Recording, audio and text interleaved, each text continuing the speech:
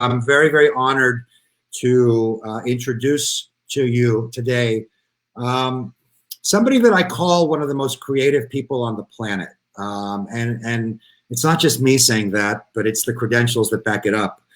Steve Vranakis is an award-winning creative who has worked on some of the biggest global creative campaigns in the world.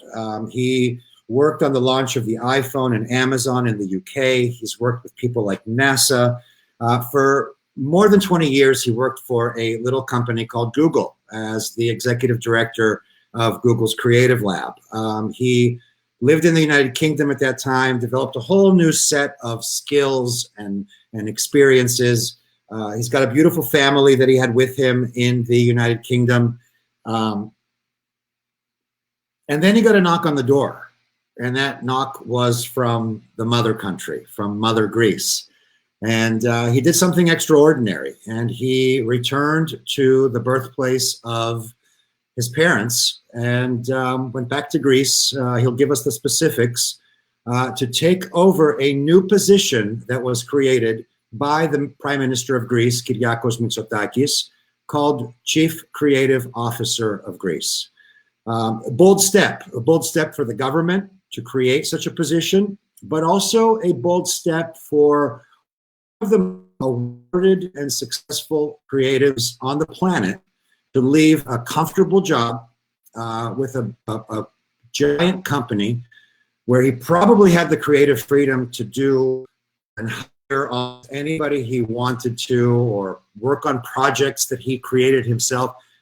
And now here he was going to the, and there's this quote, the shackles of public service for a company, for a country like Greece.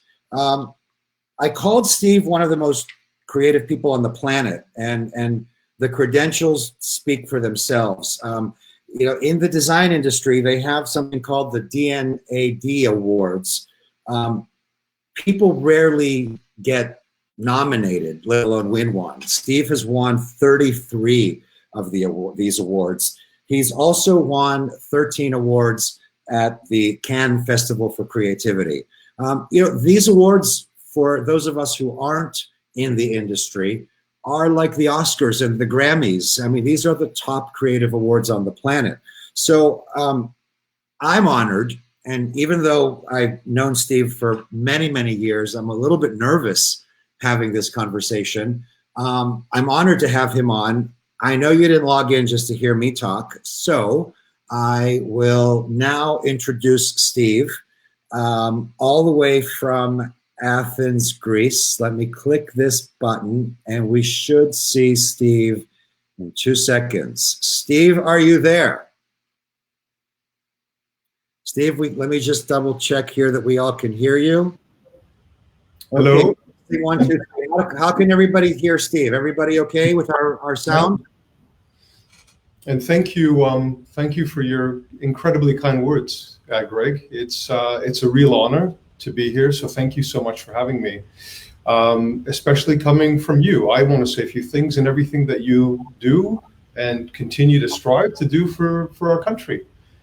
From your home, from when you're here, how you bring young people and you keep them connected to our patrida, I think it's fantastic. So it's a real honor. And to manage expectations, I don't know if anything I will say or do will live up to that intro. So thank you again for the kind words. Well, Steve, I know you're one of the most unegotistical people I've ever met.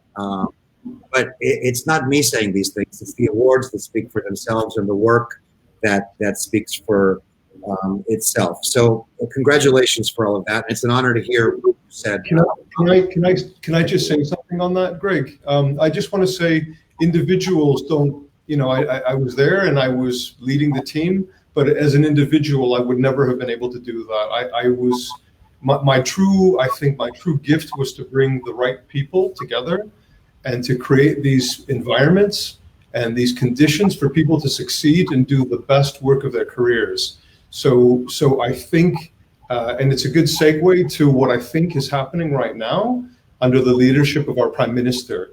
And I'm honored as well, you know, to be part of that team. I think it's an incredible time. It's a very difficult time, but he has brought together some of the brightest minds from all over to help and do this thing together. And that's why I'm here as well.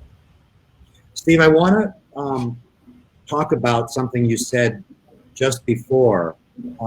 You referred to Greece as our country, and that's very because I refer to Greece as my country also. And here we are speaking in the English language. It's really a testament to what Greece as a concept is, more so than just a geographical location on the country that on a map that issues passports and gives people citizenship. I mean, Greece is something much bigger than a country. But before we talk about that, the concept of Greece, I do want to know how you are. I know you have young children. I know you and your wife and your children have been holed up in your apartment in Athens for so long. And you just were released from the quarantine on Monday. What was it like for you? How are the kids coping? How's your wife coping? How are you? No, you know what? No, thank you for asking. You know what? We're good. It's we came here in the summer, and it was really interesting for me. It was a bit of a culture shock because, like a lot of the diaspora and people who grew up abroad, I always had this romantic, idyllic notion of what it's like to live in Greece, which was basically the summer for 12 months a year. And that's it is actually pretty close, so I won't dismiss it. But the reality is, when you're coming to a country that has faced 10 years of absolute hardship through an economic crisis, where we've seen some of our best talent, 500,000, a few 100,000, go abroad to find opportunities. Huge youth unemployment, 30%, 50%, some accounts, and you want to come here and you want to try to make a tiny dent and you want to try to help out. And then you go, just as you're starting, and I'm not speaking about myself, just as things are starting to happen. Snap elections are called in July. The leadership comes together. There's an incredible vision of how to move the nation forward. We get hit with this global pandemic. So I think I'm very fortunate. We're here. We're safe. I don't want to get into the, trying to be selfless, but the people we have to continuously think about, I say it every time I do this, are the frontline workers, the people, the nurses, the doctors, the people cleaning our streets, the people delivering the food, the people stocking the shelves.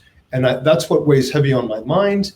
And I think about when we get out of this thing, and we will get out of this thing, we have to really rethink, again, where value resides in society when we see these acts of heroism day in and day out. Steve, we're going to have a lot more time to talk about Greece and your work in Greece and all the projects you've been working on since assuming this position. But I think a lot of people are interested to know about your career, the kind of work you did at Google. And I also, again, segueing back to Greece because, hey, we're Greek. I know you also worked on some projects while at Google that did a lot of important work in Greece. In particular, you helped with the refugee project, the app that Google created in 2015. But let's rewind a bit. I mean, you were in the UK for about 20 years. Prior to Google, you had your own advertising agency. Just give us a brief synopsis of what your career was like when those awards were starting to come in. I mean, so I like a lot of the people on, hopefully, who are watching, I come from parents who immigrated to Canada like 50 years ago. My father is from Crete. My mother's from the Kalamata region. I grew up in a working class family, a working class neighborhood. And I'm self-taught. I never finished university. So it was kind of a weird one for me because I was never really good at school. I think dyslexia, lack of confidence, all those sorts of things that when you're a kid and you're growing up in this environment where your parents are working because they're trying to, ensure that the kids have everything that they should have, and you're trying to figure out what you are and who you are, and we all have this sort of weird identity crisis because We live in these houses where everything we do and everything that we eat is Greek and, from our religion. But then you're back in this country like Canada, which was an incredible place because all it ever did was embrace, I never really had any negative experiences. It embraced diversity as it continues to. There's a lot of things going on in your mind. And I think I really wanted to figure out what I was able to do and do well. And the thing that I learned about accidentally, because again, it was difficult to find people who do what I do now when I was growing up as a kid, was creativity and ideas. And one of the things I did a lot when I was at Google in the UK was I talked to kids in schools, especially from disadvantaged parts of London, about creativity and the power of creativity and the power of building confidence in oneself so that they have the ability to channel and to express themselves creatively, which is an incredible feeling, and to be able to do that. So take me back to the decision to leave Canada and go to the UK. So I left Canada relatively young. I think I was in my early 20s. And I lived in Hong Kong for a while. I lived in San Francisco. And I did the UK. This was my third time back at the UK. So on and off, I was in the UK for about 20 years. And when I went to the UK, it was really, again, to try to develop as a designer. I was a young graphic designer, and I wanted to, work on some of the big international brands. Vancouver has some amazing accounts and some amazing talent. But if you wanted to work on the big multinational brands, you had to go to places like New York or London.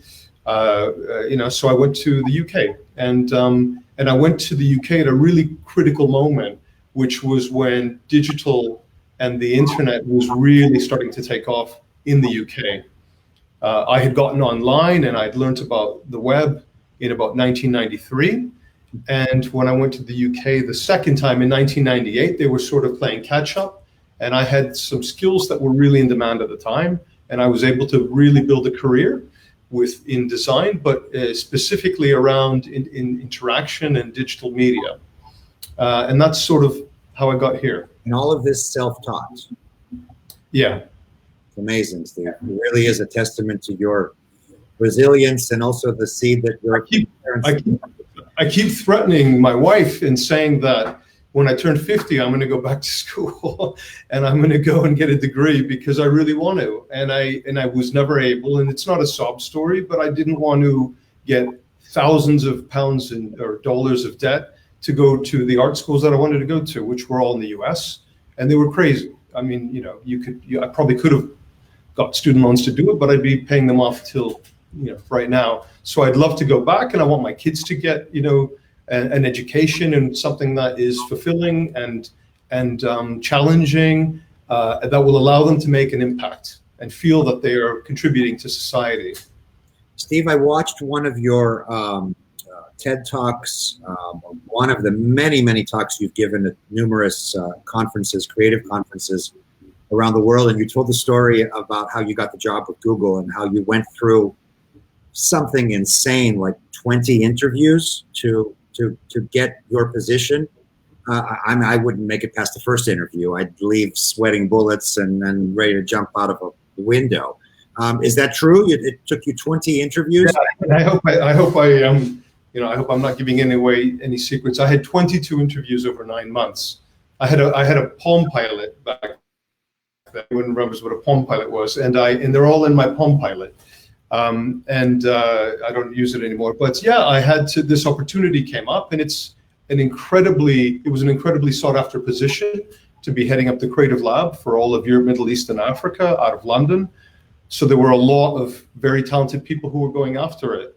And I was still at the agency that I was a co-founder at, VCCP. So partly because I was able to sort of sneak out, hopefully none of the guys are listening. I snuck out one Friday to do an interview in New York, and I got snowed in, and I couldn't go back to my job on Monday, and I had to call in sick. It's not really my nature to do these things, but anyway, I really wanted this thing, and I did everything I possibly could to to make the right impression, and really show the people who were making the decision that it was going to be something that I think they would,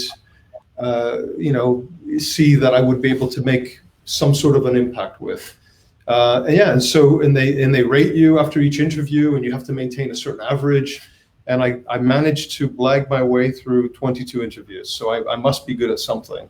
Yeah, you certainly are, and that may be sneaking out of your job and going behind the some to an interview. I managed to blag my way, but no, I watched the weather forecast that weekend.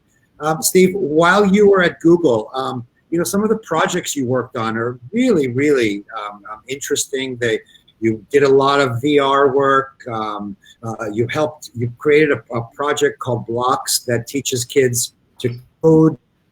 You did also the refugee project back in 2015. I mean, these were real social projects. These weren't money-making things for Google. These were really important projects that you worked on. Is this a reflection of your character also, and the kind of things you did that weren't necessarily money-making, but also they were to serve humanity? Yeah, I mean, I worked for an incredible leadership team, a woman named Lorraine, a guy named Andy Berndt, Robert Wong, who knew the power of technology, especially the Google tech, and how it could go on to transform people's lives. And so much of the things that we did was genuinely to help people, and to help people do better things. People from, again, very sort of disadvantaged vantage points. So everything, I wasn't in necessarily a revenue. I did marketing as well. So I helped launch products. I worked on different platforms. But the stuff that I was really focusing on was things that would really show people the power of tech, the power of information, the power, when you have access to that, to educate yourself, to better your life, to better your family's life, to better your future prospects. And those were the things that really I gravitated towards. And why I mention them is I would never have been able to do those things if they didn't allow me to do them. And they allowed me to do them. And not only that, they completely supported me. And I've told this story before, but I was at a global offsite in Dublin, and Lorraine, the chief marketing officer, pulled all the directors together, and it was at the height. It was in 2015. It was at the height of the refugee crisis, and she said to us in Europe, she said, "We've just made this huge donation, and we're doing all these things with aid matching and all these sorts of things, but it's not enough. Like, we have this technology that will allow people, things like maps to find their way, things like Meet and Hangouts to keep connected to the people that they love and stay safe, things like Translate, where when people are leaving one part of the world and land in another and they can't communicate, they can use Translate. And there's no financial gain, like you said, but these are tools that can genuinely help people in need." And she said, we have to do more for what's happening, especially for the people landing in Greece. And I remember putting my hand up and being really nervous, and because you're in front of all the directors. And I said, "I'm Greek," and she's like, "I know." and I said, "And this is what's happening. People are landing; they're being trafficked. There's very little information, and when they get there, after the aid workers are giving them, blankets and some food and hydrating them, they really don't know where to go or what to do next." I said, "It might be useful to make this application, this mobile application, using all the stuff you just talked about, and package it up, put Wi-Fi on the islands, because this is a humanitarian crisis I think it's the largest humanitarian crisis since World War II. And when you see the people coming over, you see them with their worldly possessions and their kids and mobile phones. And this is the crisis where the mobile phone was an integral sort of instrument in helping people navigate these situations. So when I suggested that, in true Google fashion, you hear a lot of stuff about Google and the way they work, she said, "That's a great idea, go there on Monday." And that was it. And I was like, "What does that mean, go there on Monday? Go where on Monday?" And I flew back from Dublin back to London, and I said to my wife, I'm not going to be here next week. She's like, why? I was like, I got to go like do this thing on like Lesbos now. And she was like, what, you? And I was like, yeah, but I mean, that's what we do. I suggested this thing. So they told me to go build it. And I flew with two people, one from the German office, one from the Greek office. And we went and we stayed there for the week. And it's a very difficult thing to talk about, but it was just unlike anything I'd ever seen before. And we went there, we did some information gathering. We contacted the IRC, the UNHCR, people like that. And we built this thing in conjunction, in cooperation with them. But as I said, like, I'm very conscious, like I said about the medical aid workers at the beginning, like guy from Google flying to Lesbos to fix something is the least guy from Google should do. Okay?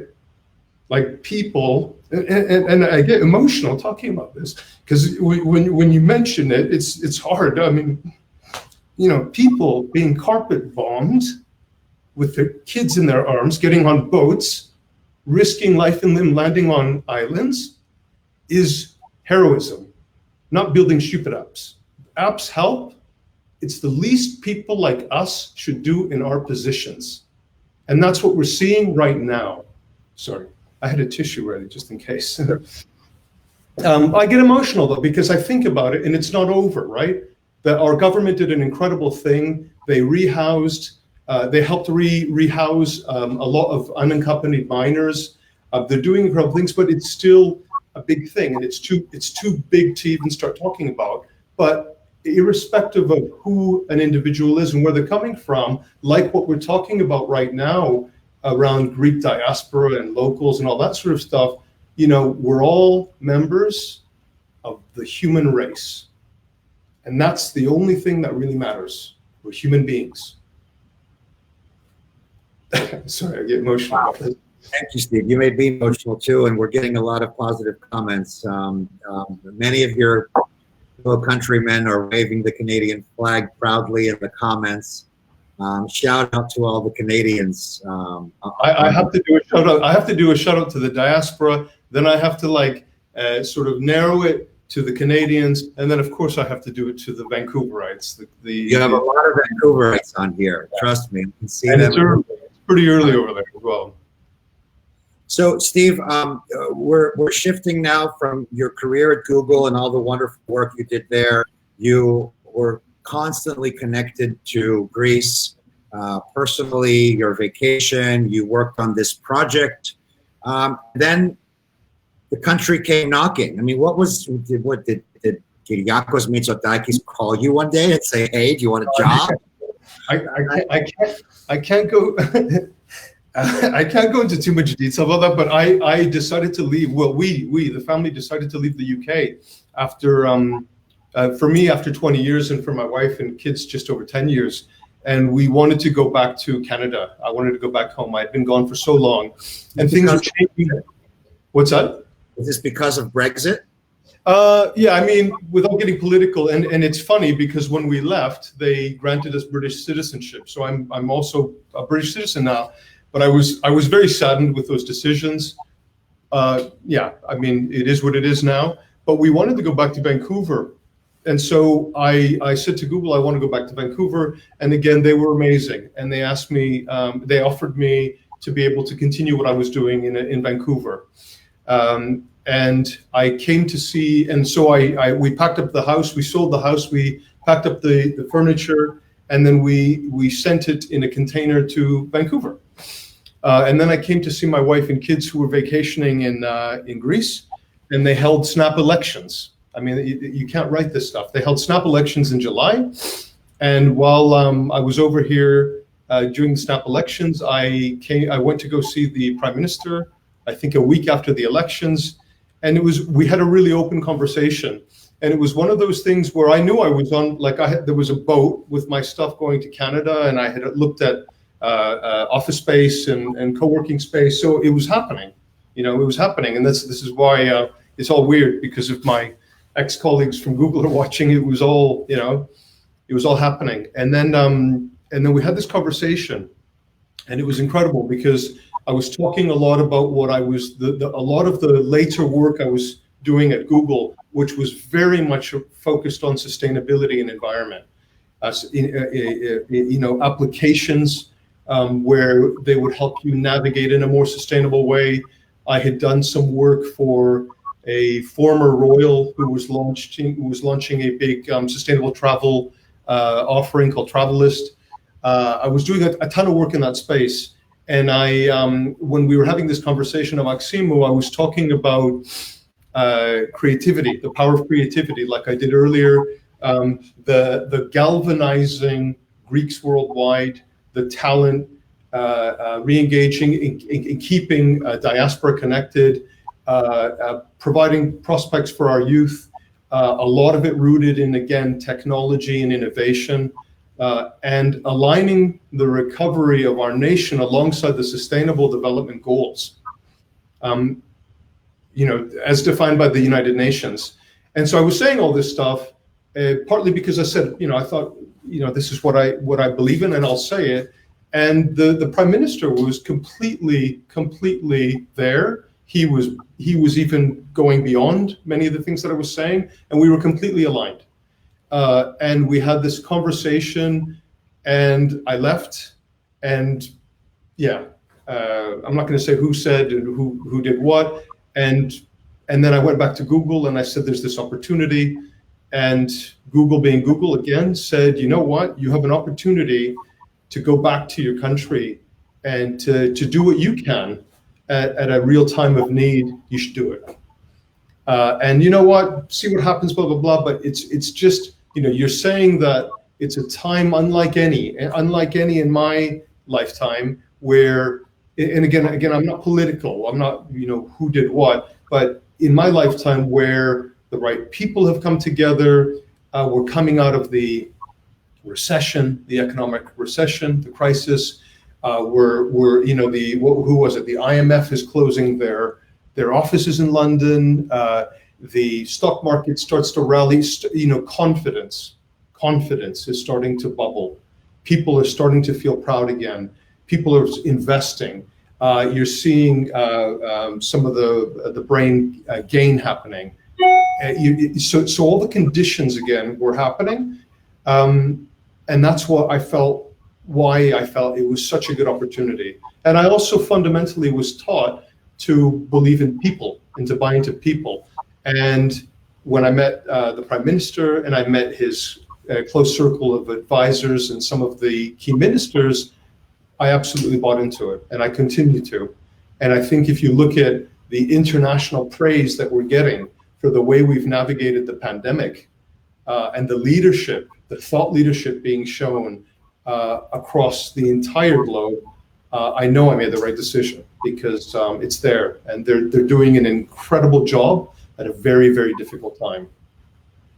I think a lot of people want to know if the boat was turned around that had all of your belongings on it, or did you right back to Greece? So then I had to fly back to Vancouver, and anybody who knows the geography of Vancouver, I had to put it all in a storage locker. It's all at Maple Leaf Storage on Commercial Drive, right at the end of Commercial Drive. There's a huge. Yeah, so it's all. I'm not making any of this up. And then I flew right back, and I've been here since. So you're in Greece now, and you start your work. You're working on numerous projects, campaigns, and this pandemic hits. I have to tell you, I have my own list of winners and losers in this pandemic, and I've been following the news just like everybody else has, and many people emerged as some global leaders, many prime ministers. Greece is definitely on that list. And there are many losers in this whole thing too, and I don't want to get political and I want to start naming names.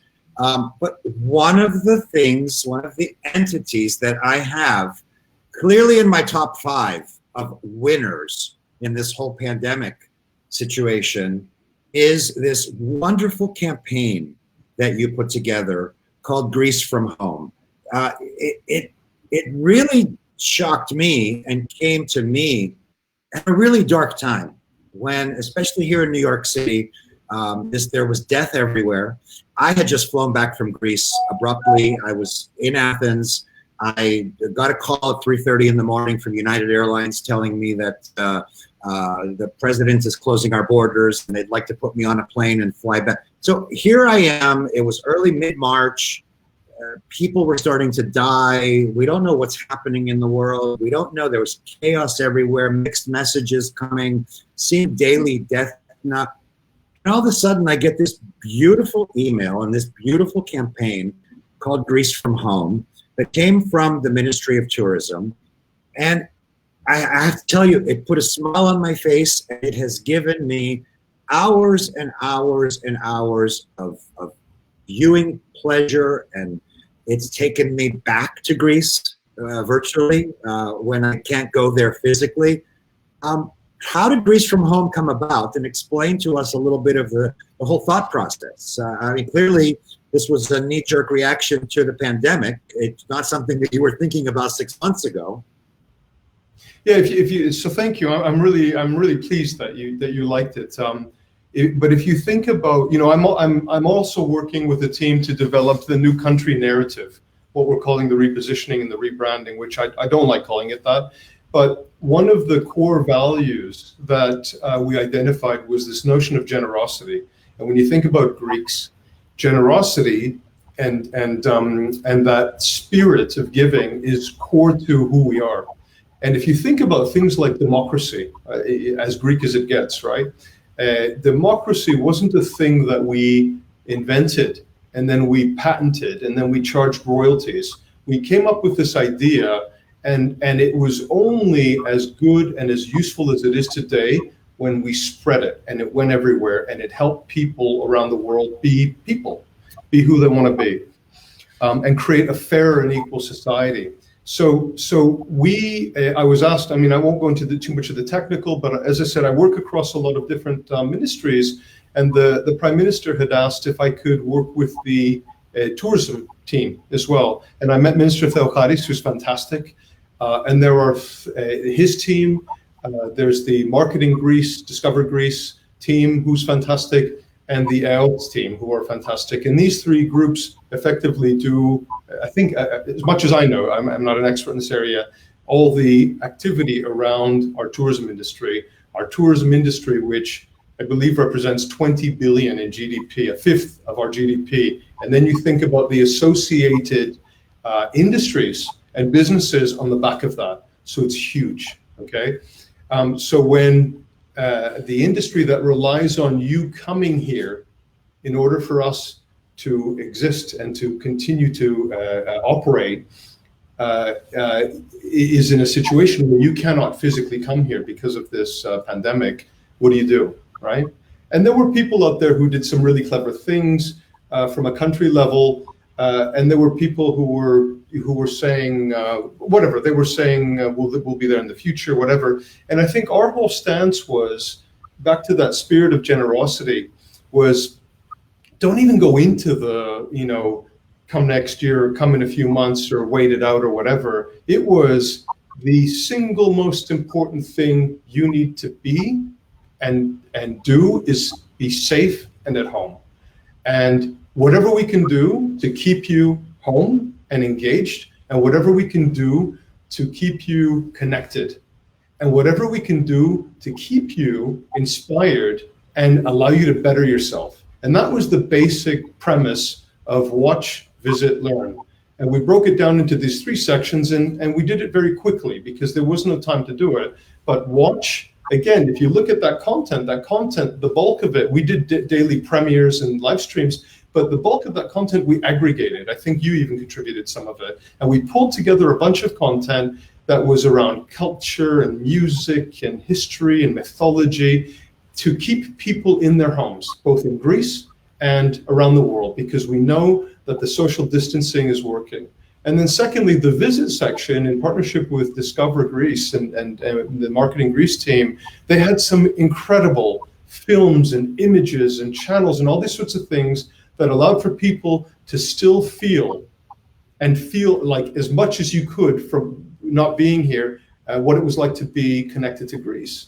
And then lastly, the one that I was incredibly I was proud of the whole thing, but being able to help the people who were the most affected in the sector, the ones who had to shut down their businesses, right? And not know what's going to happen. And that uncertainty is still something that is being dealt with. To be able to partner with my old friends at Google and to call the local team and, hey, remember me, Steve, blah, blah, blah, and to be able to offer digital skills and training so that when we get through this thing, these people can come back and they have skills around search and social and digital transformation and all these things that will help them rebuild their businesses. That is incredibly important. And they won't give me the figures at Google, but I've been told that thousands of people have been trained. They won't, for confidentiality, they won't, because I don't no longer work there.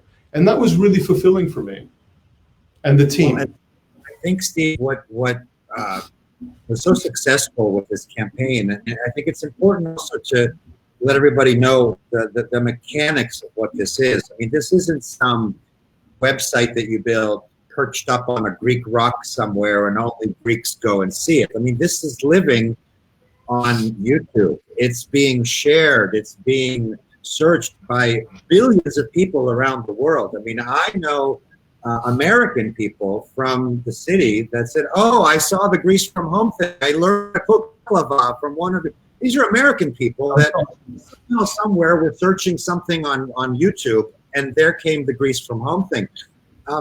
What I think the success of Greece from Home campaign, and congratulations to everybody involved. I understand you also had 5 Greek interns that you hired. So in the midst of massive unemployment, you hired 5 Greek kids to work on this, and we'll talk about them too. And I want to hear more about your team, because as you said earlier, the success of a project isn't necessarily its leader. It's the team that the leader is able to bring together. What was so successful with Greece from Home, I think, is that it can literally keep me occupied for many hours. I can learn how to cook. I can listen to an opera. I can take a class. I can listen to some music. I can go back and cook lunch or something later. I mean, there's just so much content because it wasn't just new content that you created. Sorry. There we go. I have a bit of a visitor. This is like that guy on the BBC who had those people. I've just had somebody. I work out of the garden. There's a little shed in the back garden, and somebody's just decided to pop in. You know, we're live, so you're gonna have to behave yourself. What's her name? Athena. Yasu Athena. Oh. She's shy. No, but that, you know. My hair. Oh, sorry. Oh no, sorry, a bit of a technical thing. But no, thank you, Greg. Like the thing that you were saying about it. You're gonna go back inside. The thing that you were saying, you know, I like, and again, I'm gonna be really, really honest with you, because you make these things, and I think some of the people, you know, the people in the creative industries who do these things, like myself and the team, we never really know. We never really know if they're going to work. We think it's the right thing. There's never enough time to research it and to validate it. So when we put these things out, we take a deep breath and we go to bed. And then we wake up in the morning and we have no idea what's going to happen. And sometimes it goes well and sometimes it doesn't go well. And you can see that, and this country is very tough. I jokingly said in an interview last week that when we launch the new Greek identity, I'm going to leave the country because I don't want to hear or read anything. And I want people to be aware that these things are difficult and they're very, very personal. And so for me to hear that this thing that we did in 2 weeks, a team of people, some interns, a couple of freelancers, one in Thailand, one in Stockholm, and then the 3 groups from the tourism sector, and we hacked it together. Anybody who knows about websites, we did it in a template-driven site called Wix. Because we had no developers, we had no programmers, we're designers. And we put it together in 2 weeks. And after a 24-hour sprint, we shared it with the minister. He said he loved it. He said, we need to share it with the prime minister. 2 days later, we're at virtually Maximo. And there's that funny picture that circulated of me wearing a woolly cap after I had shaved my head, not thinking I would be meeting anybody over anytime soon from Maximu. You know, it moved so quickly, but that's the beauty of the team and being able to do what we do and doing it remotely. You know, it was obviously all completely built from home, and you put these things out. And honestly, and I'm not trying to just be humble, I had no idea that it would sort of, I don't know, like it landed at the right time where people just felt, you know, the leadership of the country is doing incredible things in terms of the measures it's taking to contain the pandemic. The Ministry of Digital Transformation is doing incredible things with gov.gr and the system they developed with the text-based issuing of the being able to go out and do things and all that sort of stuff, whatever that's called. The prescription drugs being filled over mobile phone. And then when we landed with this little thing, it was a little thing, it was quick, it didn't cost barely anything. And we landed with this thing, it was just an amazing feeling because it got picked up by the international press, and there was no advertising to support it. It got replicated by other countries. Literally, even our logo was taken. And I'm proud of the team, and I'm proud of this country for everything they're doing. And that's what we need to. Did receive a press release very, very late at night, my time, and I was the first person to get this online, which you so generously shared in one of your Greek media interviews. So thanks for the write-up. But I'm plugging my website right now and our article that we wrote about you. But I'll tell you, I see analytics on things, and I see the mood of people and what they're sharing and what they're engaging with. And the content that we shared about Greece from Home received some of the most favorable comments and the largest engagement we have had in a long time. I got beautiful emails from mothers in Chicago with young children trying to figure out how they're going to keep their kids connected to the country. I got emails from people telling me how they're learning how to cook from the videos that you aggregated, you know, from all the Greek chefs. I got so many emails. Congratulations for that, and I hope you'll extend the congratulations to the folks at the Ministry of Tourism, and of course to your interns and your team, because it was really one of the winning things to have come out of this whole pandemic. And I think it'll be something that many people will remember having as their syndromia, if you will, during this pandemic.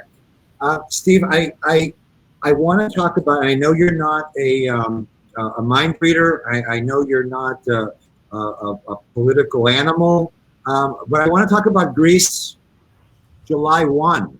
Everyone is very hopeful that the country will be up and running. They've started to ease some of their restrictions for the local population. We've reported on numerous tourism-related things that Minister Theocharis has stated in the international media, that they're discussing bilateral agreements with some countries. We read the other day about a possible safe zone between Israel, Greece, and Cyprus. What are you hearing on the ground there? I mean, don't reveal any secrets that you might be hearing in your government, but you know, what's the mood on the ground? I mean, is Greece ready to welcome not the world, obviously, but those of us who are able to travel? Yeah, and I think it's a sort of multi-layered discussion, because I think in order for us to welcome people, they need to be allowed to come here by their own governments, which is not happening as of yet. And you need to have this sort of reciprocal understanding of the state of their health there and the state of the health here. So there's all these discussions about all these different protocols and standards that they can create to do that.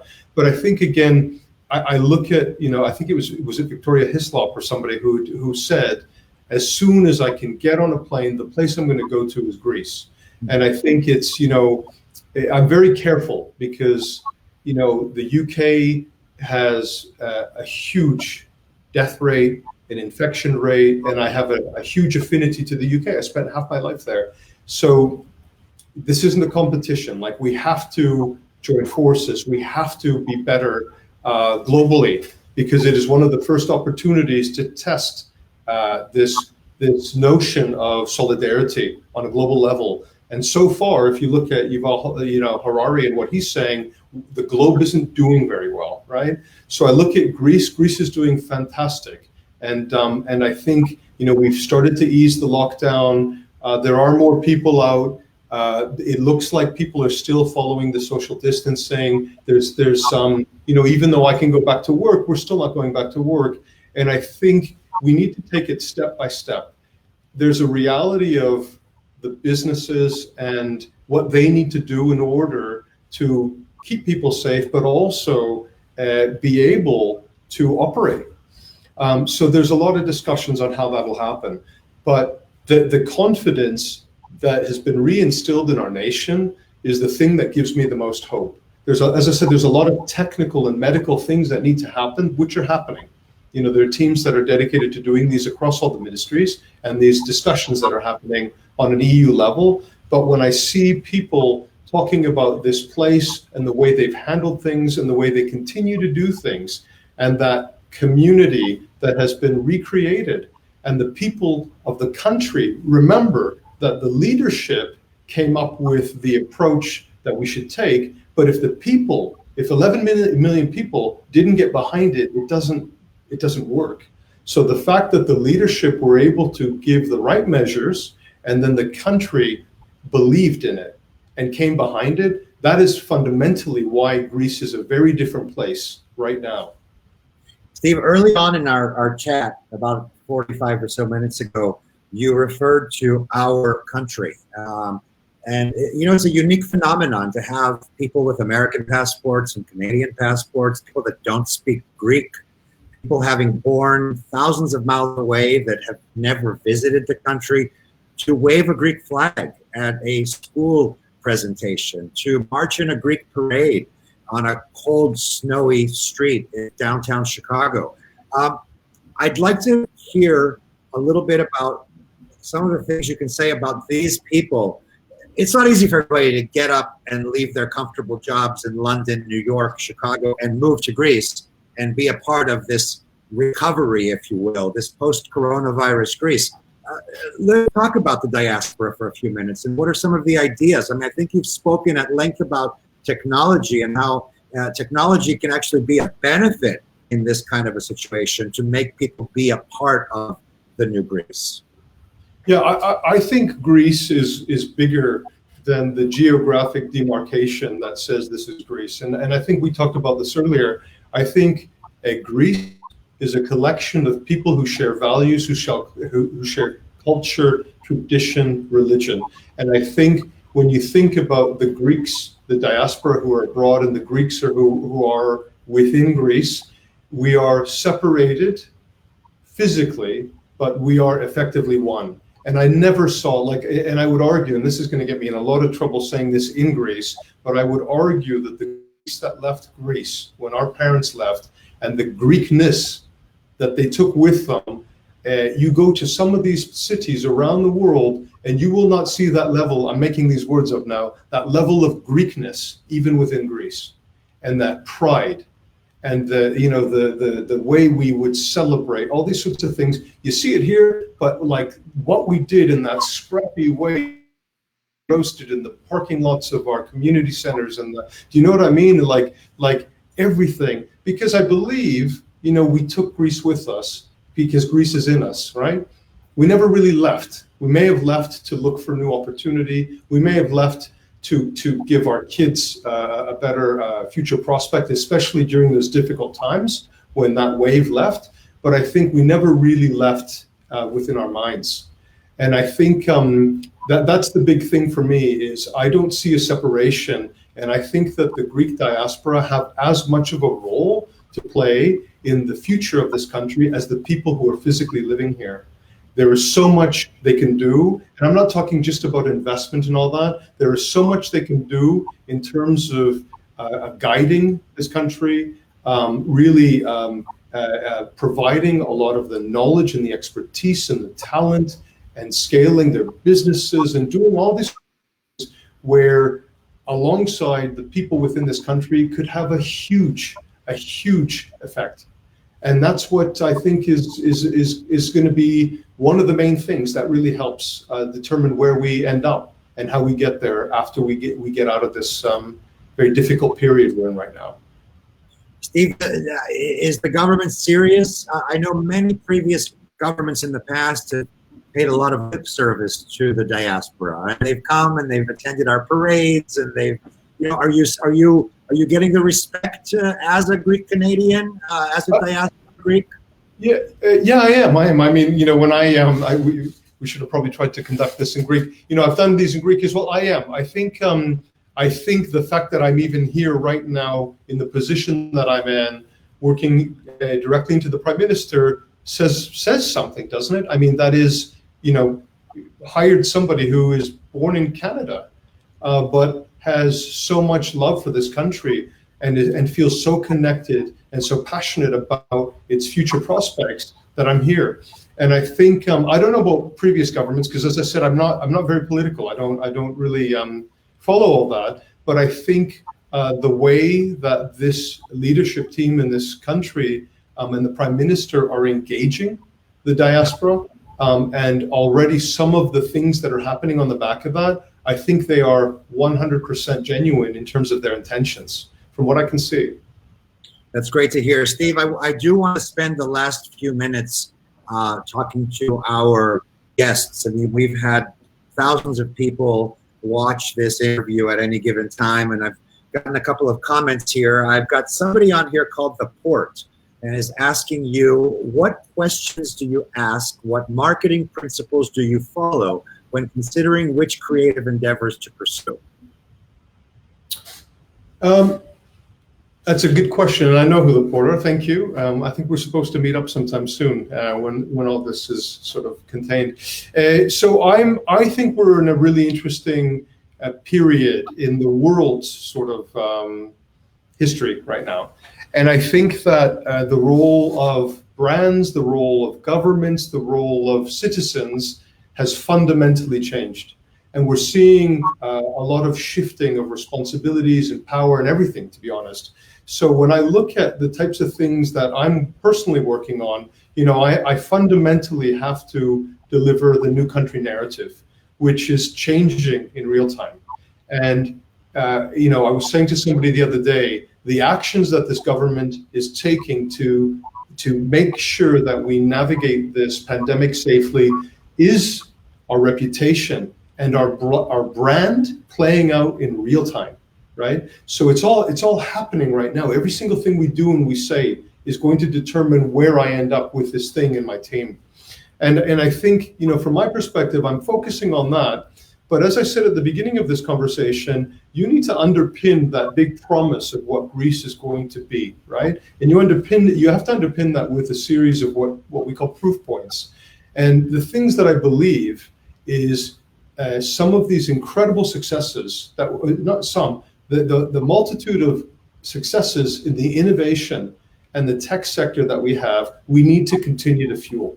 We need to continue to support that ecosystem. We need to continue to get our talent, especially the ones who went off and built incredible businesses abroad. We need to get them here and working with us again. And lastly, the big thing that I believe, which is so Greek, okay, is the planet.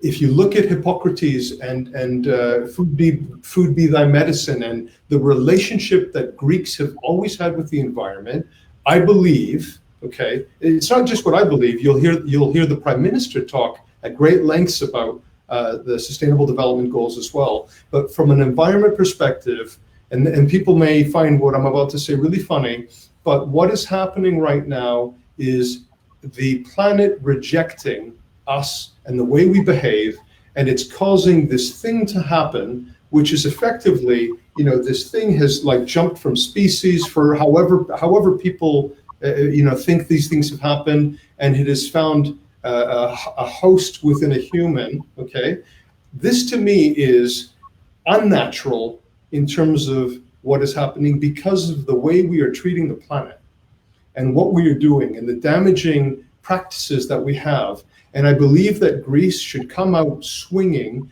and with this blank sheet of paper around, this is how we need to conduct ourselves from an environmental perspective, with sustainability at the core of everything we do. So that is the big thing. And I spoke to the Minister of Energy about an incredible project around a sustainable island, running a fully circular economy. You know, I don't want to give too much away because I don't want to overpromise until we are able to deliver these things. But that's the big thing that I want us to focus on. And I want to also send the message that you can build a sustainable business. Business isn't a bad thing. You can make a profit, but do it in a clean and a positively impactful way. And I think that Greece should own that space.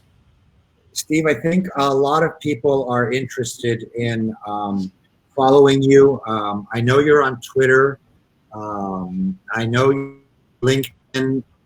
People can follow you also on Facebook. You're on Twitter. You're Steve Vran, Stevevran. On LinkedIn, they can just Google or search your name, Steve Vranakis. On Facebook, they can follow you too.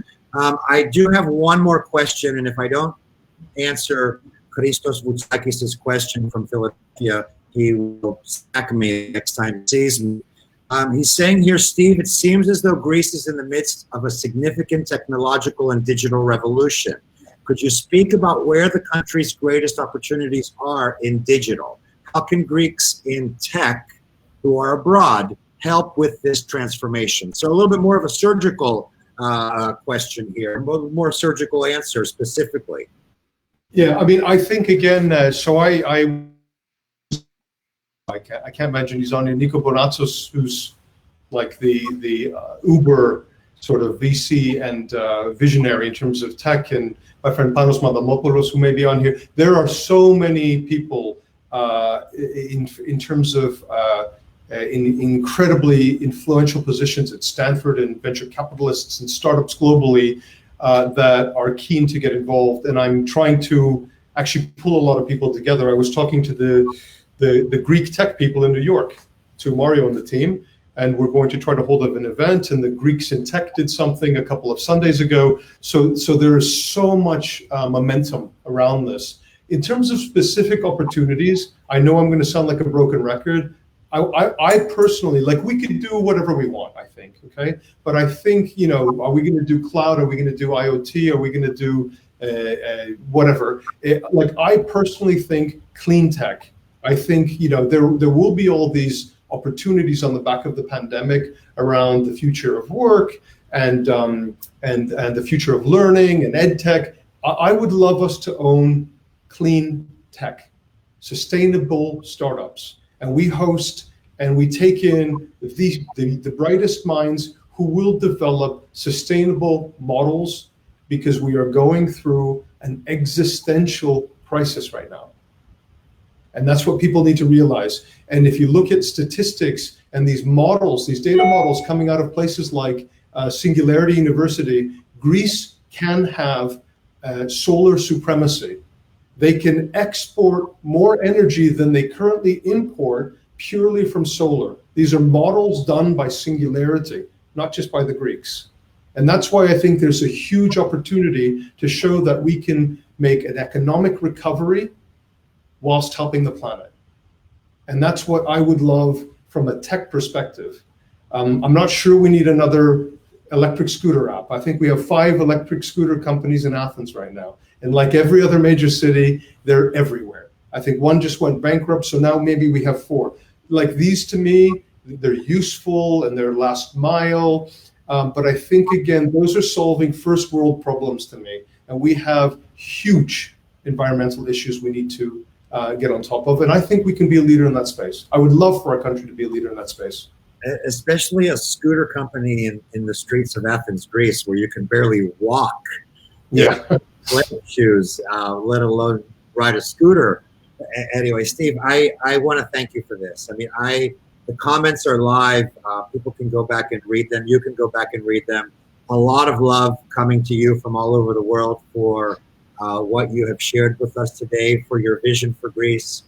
I'm just very excited about the past hour that we had, because I've learned a lot. But I'm also excited about the future. I'm also excited about the future of a country that is a part of me since the day I was born, way back in Pittsburgh, Pennsylvania, 50 some odd years ago. I'm excited about the future of Greece post-pandemic because I've seen Greece emerge as a leader in this. And I'm excited because Greece has people like you that have made that decision to go back. But also you give us ideas how you don't necessarily have to go back to serve Greece. That you can stay in New York, you can stay in Chicago, you can stay in Melbourne and do this work. I want to thank you. I want to thank thousands and thousands of people who watched this today. Yeah, the Facebook page. Go ahead. I want to say thank you as well. And I've been, you can probably see my eyes rolling a bit. I've been looking, and it's really, really, again, it's really emotional. It's really encouraging to hear such nice things. And where I can try to get people connected and involved, I would love to. And I think, again, we're going to do this thing together. And that's what we've shown right now with the pandemic. And I think we're going to do it. And I have a lot of hope and a lot of, as I said, a lot of love. But I really believe we will get through this. And I really believe we will emerge again as this country that I think a lot of people will look at the way they're looking at us now going, when did that happen? Where did these guys just come from? You know, and you read these articles, and that's what makes me incredibly proud. You read these articles where, like in Bloomberg and in Inc. and all these things, where they're saying that this country that has been crippled by recession and all these sorts of things can hold its head up high because of what we're doing right now as a country. As I said, as a country that transcends borders, and that's the thing that really, really gives me hope. So thank you. Thank you, Steve. And I want to thank everybody who watched. I want to thank the thousands of people daily who visit the Pappas Post website, who visit the Pappas Post Facebook page, and make it truly an engaging place to celebrate the world of Greece in English, as I call it. We are supported by several hundred people online who decide to click a little link on our Patreon page, which people are able to give us $5 a month or $10 a month, and it really goes a long way. A lot of people don't know this, but I do this as a volunteer. This isn't my full-time job. I have a day job that I do, and the Pappas Post is just a hobby of mine, but it does cost thousands of dollars a month to operate. And I'm grateful to those people who have repeatedly clicked that link and become supporters of the Pappas Post. It's because of you that we're still here. It's because of you that we're paying our server bills every month, and we're paying our security bills every month to keep the site secure. So I have to give a shout out to the people who financially support the Pappas Post. And for those of you who read it, thank you. Greg, and sorry to interrupt you. I just want to make sure we do just one last thing. And I just wanted to say as well, because I think there are a lot of people who are keen to do things and want to do things. And from the day I met you and the projects we were talking about in Gazi for Kivotos and all these things, you're the one doing these things. And I think so if people are keen to get involved and don't necessarily have the capacity to do these things on their own, supporting people like Greg would be an incredible way to do it because of all the different initiatives that you're doing. So I want to thank you as well for that, because you guys are doing some amazing things. And yeah, we need more of it. Thank you. Go Greece. Thank you again, everyone. Steve, my regards to your family. And thank you all for watching. We'll see you again. Everyone. Next week, I'll be back with 2 more episodes, 2 exciting interviews, more to follow over the weekend. For now, stay safe, enjoy your weekend, and my love to all of you everywhere throughout the world. Thank you.